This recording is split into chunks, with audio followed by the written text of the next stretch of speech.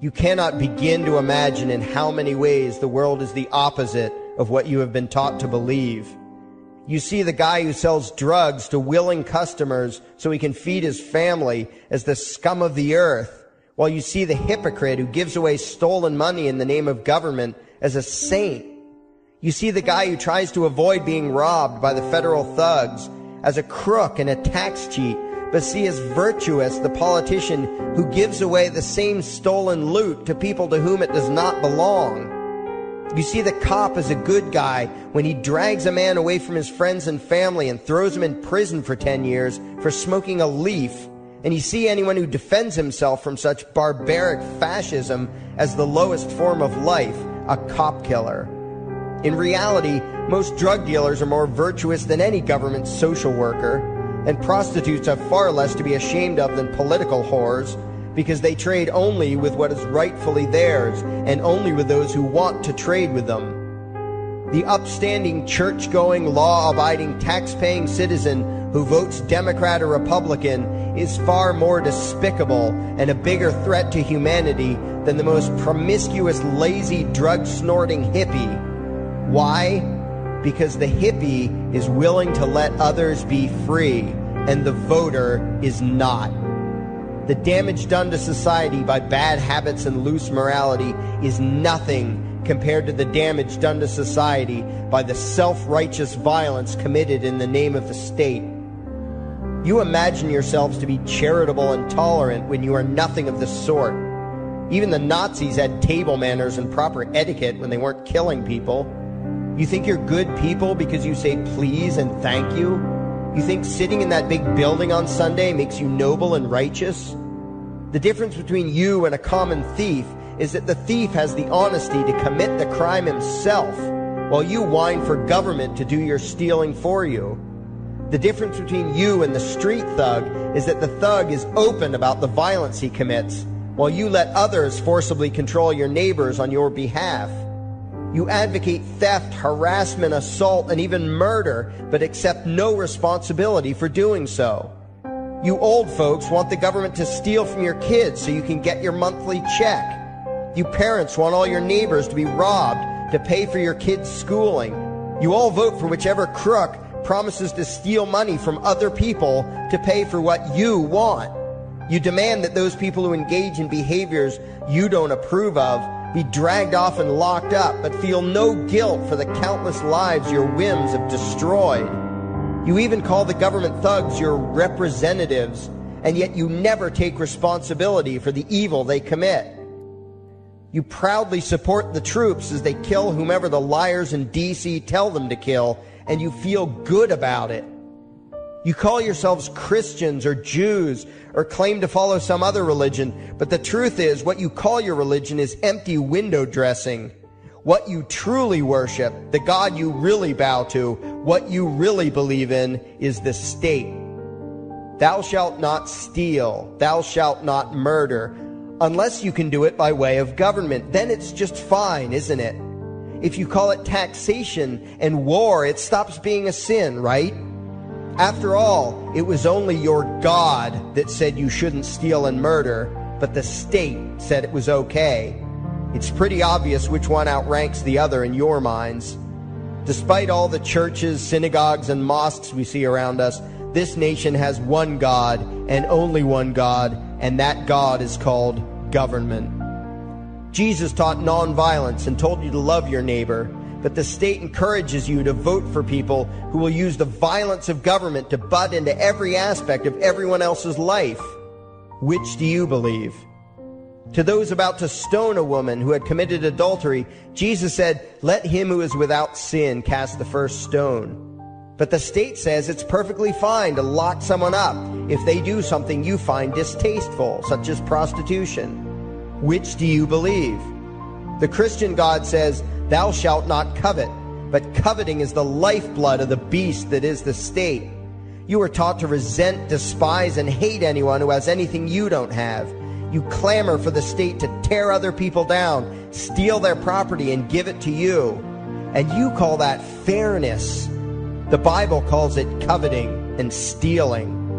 You are not Christians. You are not Jews. You are not Muslims. and you certainly aren't atheists. You all have the same God, and its name is government. You're all members of the most evil, insane, destructive cult in history.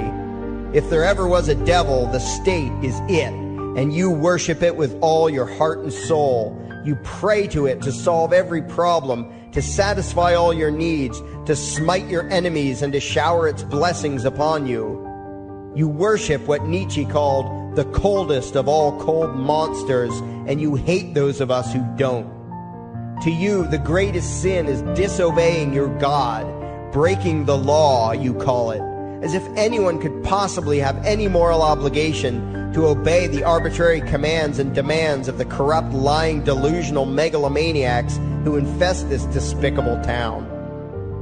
Even your ministers, priests, and rabbis, more often than not, are traitors to their own religions, teaching that the commands of human authority should supersede adherence to the laws of the gods they say they believe in.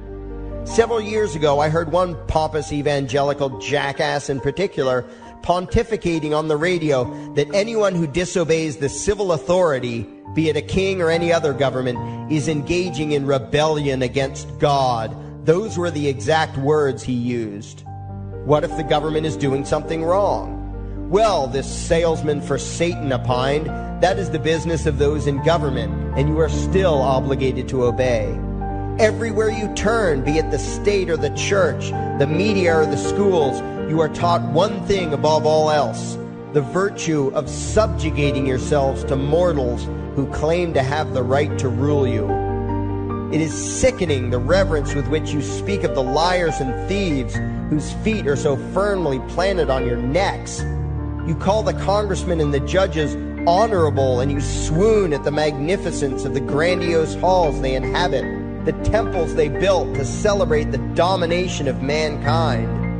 You feel pride at being able to say you once shook a senator's hand or saw the president in person. Ah, yes, the grand deity himself, His Royal Highness, the President of the United States of America. You speak the title as if you're referring to God Almighty. The vocabulary has changed a bit, but your mindset is no different from that of the groveling peasants of old who bowed low, faces in the dirt, with a feeling of unworthiness and humility when in the presence of whatever narcissist had declared himself to be their rightful lord and master. The truth of the matter, back then and today, is that these parasites who call themselves leaders are not superior beings. They are not great men and women. They are not honorable. They're not even average. The people who earn an honest living, from sophisticated millionaire entrepreneurs to illiterate day laborers doing the most menial tasks you can imagine, those people deserve your respect. Those people you should treat with courtesy and civility. But the frauds who claim the right to rule you and demand your subservience and obedience, they deserve only your scorn and contempt. Those who seek so-called high office are the lowest of the low. They may dress better, have larger vocabularies, and do a better job of planning out and executing their schemes, but they are no better than pickpockets, muggers, and carjackers. In fact, they are worse, because they don't want to rob you of just your possessions. They want to rob you of your very humanity, deprive you of your free will, by slowly leeching away your ability to think, to judge, to act, reducing you to slaves in both body and mind. And still you persist in calling them leaders. Leaders? Where is it that you think you're going exactly that would require you to have a leader? If you just live your own life and mind your own damn business, exercising your own talents, pursuing your own dreams, striving to be what you believe you should be, what possible use would you have for a leader? Do you ever actually think about the words that you hear, the words that you repeat? You parrot oxymoronic terms such as the leader of the free world, even pretending for a moment that there is some huge journey or some giant battle that everyone in the entire nation is undertaking together that would require a leader. Why would you ever think, even for a moment, that the crooks that infest this town are the sort of people you should listen to or emulate or follow anywhere? Somewhere inside your mostly dormant brains, you know full well that politicians are all corrupt liars and thieves, opportunistic con men, exploiters, and fearmongers. You know all this, and yet you still speak as if you are the ones who are the stupid, vicious animals, while the politicians are the great, wise role models, teachers, and leaders without whom civilization could not exist. You think these crooks are the ones who make civilization possible? What belief could be more absurd? Yet when they do their pseudo-religious rituals, deciding how to control you this week, you still call it law, and continue to treat their arbitrary demands as if they were moral decrees from the gods that no decent person would ever consider disobeying. You have become so thoroughly indoctrinated into the cult of state worship that you are truly shocked when the occasional sane person states the bleeding obvious. The mere fact that the political crooks wrote something down and declared their threats to be law does not mean that any human being anywhere has the slightest moral obligation to obey. Every moment of every day, in every location and every situation, you have a moral obligation to do what you deem to be right, not what some delusional bloated windbag says is legal. And that requires you to first determine right and wrong for yourself, a responsibility you spend much time and effort trying to dodge. You proclaim how proud you are to be law-abiding citizens and express your utter contempt for anyone who considers himself above your so-called laws, laws that are nothing more than the selfish whims of tyrants and thieves. The word crime once meant an act harmful to another person. Now it means disobedience to any one of the myriad of arbitrary commands coming from a parasitical criminal class. To you, the term crime is nearly synonymous with the word sin, implying that the ones whose commands are being disobeyed must be something akin to gods, when in truth they are more akin to leeches. The very phrase, taking the law into your own hands, perfectly expresses what a sacrilege it is in your eyes for a mere human being to take upon himself the responsibility to judge right from wrong and to act accordingly, instead of doing what you do, unthinkingly obeying whatever capricious commands this cesspool of maggots spews forth. You glorify this criminal class as lawmakers and believe that no one is lower than a lawbreaker, someone who would dare disobey the politicians. Likewise, you speak with pious reverence of law enforcers, those who forcibly impose the politicians' every whim upon the rest of us. When the state uses violence, you imagine it to be inherently righteous and just, and if anyone resists, they are, in your eyes, contemptible lowlifes, lawless terrorist criminals. Like the lawless terrorist criminals who helped slaves escape the plantations. Like the lawless terrorist criminals who helped Jews escape the killing machine of the Third Reich. Like the lawless terrorist criminals who were crushed to death under the tanks of the Red Chinese government in Tiananmen Square. Like all the lawless terrorist criminals in history who had the courage to disobey the never-ending stream of tyrants and oppressors who have called their violence authority and law. And that includes the lawless terrorist criminals who founded this country. Everything you think you know is upside down, backwards, and inside out. But what has to take the cake, the height of your insanity, is the fact that you view as violent terrorists the only people on the planet who oppose the initiation of violence against their fellow men. Anarchists, voluntarists, and libertarians. We use violence only to defend ourselves against someone who initiates violence against us. We use it for nothing else. Meanwhile, your belief system is completely schizophrenic and self-contradictory. On the one hand, you teach the young slaves that violence is never the answer. Yet out of the other side of your mouths, you advocate that everyone and everything, everywhere and at all times be controlled, monitored, taxed, and regulated through the force of government. In short, you are teaching your children that the masters may use violence whenever they please, but the slave should never resist. You indoctrinate your children into a life of unthinking, helpless subservience. You are putting the chains around their little necks and fastening the locks tight. And worst of all, you feel good about it. Out of one side of your mouths, you condemn the evils of fascism and socialism and lament the injustices of the regimes of Hitler, Stalin, and Mao. While out of the other side of your mouths, you preach exactly what they did. The worship of the collective, the subjugation of every individual to that evil insanity that wears the deceptive label, the common good. You babble on and on about diversity and open-mindedness, and then beg your masters to regulate and control every aspect of everyone's lives, creating a giant herd of unthinking conformist drones. You wear different clothes and have different hairstyles, and you think that makes you different.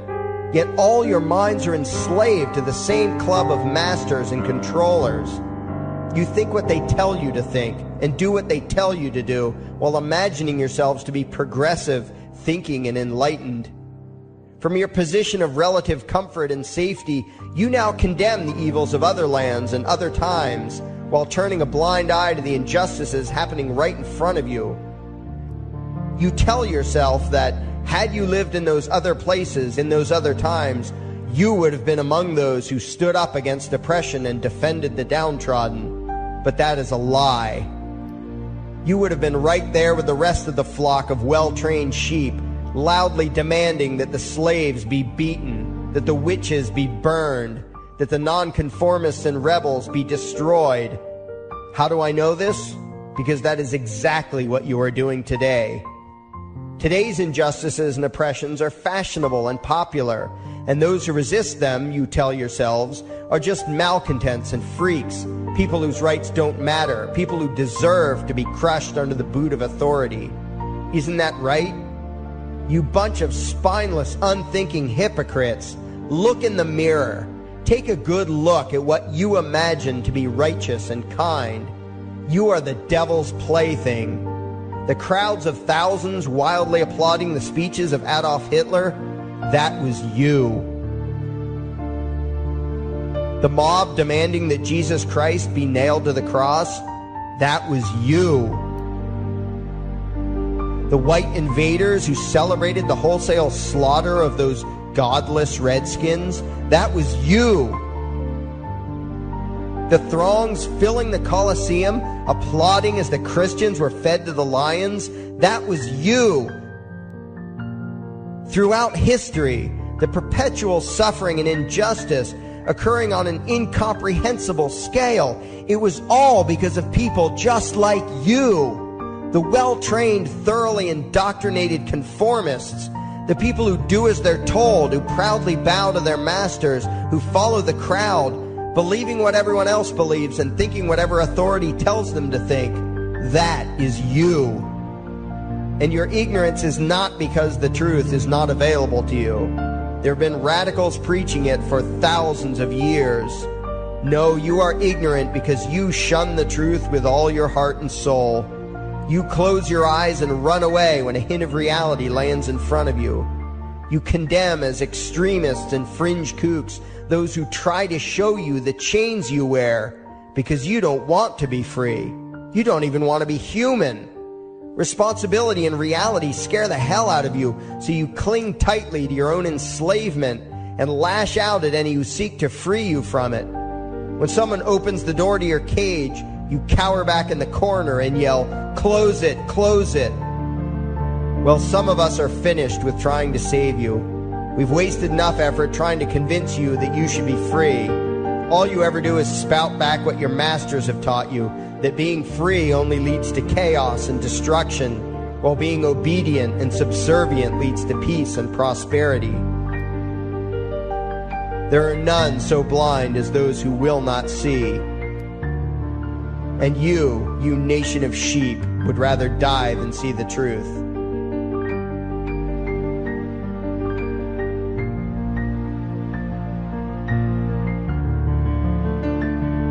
And thank you? You think sitting in that big building on Sunday makes you noble and righteous? The difference between you and a common thief is that the thief has the honesty to commit the crime himself, while you whine for government to do your stealing for you. The difference between you and the street thug is that the thug is open about the violence he commits, while you let others forcibly control your neighbors on your behalf. You advocate, and prostitutes have far less to be ashamed of than political whores, because they trade only with what is rightfully theirs, and only with those who want to trade with them. The upstanding, church-going, law-abiding, tax-paying citizen who votes Democrat or Republican is far more despicable and a bigger threat to humanity than the most promiscuous, lazy, drug-snorting hippie. Why?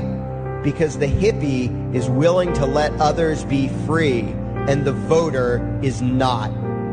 The damage done to society by bad habits and loose morality is nothing compared to the damage done to society by the self-righteous violence committed in the name of the state. You imagine yourselves to be charitable and tolerant when you are nothing of the sort. Even the Nazis had table manners and proper etiquette when they weren't killing people. You think you're good people because you say please?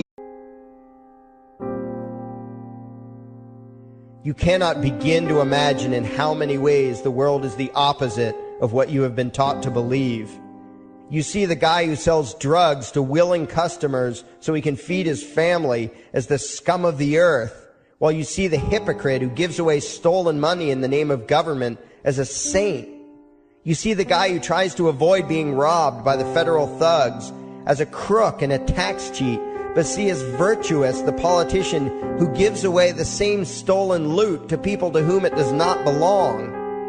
You see the cop as a good guy when he drags a man away from his friends and family and throws him in prison for 10 years for smoking a leaf, and you see anyone who defends himself from such barbaric fascism as the lowest form of life, a cop killer. In reality, most drug dealers are more virtuous than any government social worker.